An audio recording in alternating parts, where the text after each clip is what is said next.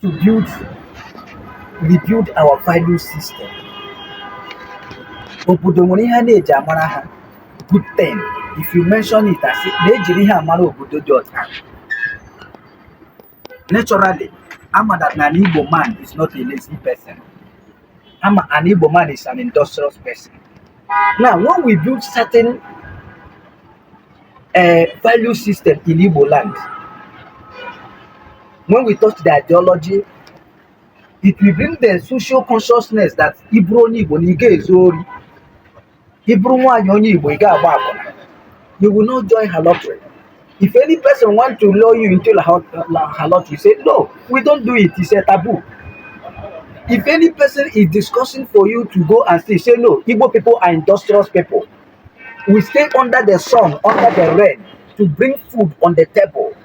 We don't steal. So this is the kind of ideology and value system we are going to rebuild in Igbo land so that we can launch as a people.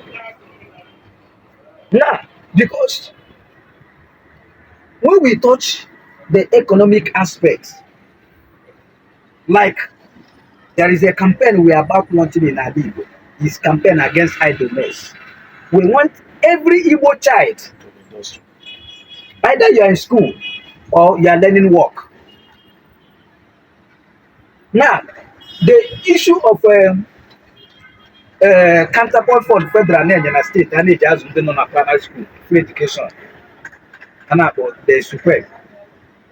We push it to the governors, for them mandatory, so that and when any child don't want a reason to stay at home, to say, oh, because of lack of funding, go jogara. Then we want to establish a commission, anti-idleness commission in Igbo land. All get spread from local government to community.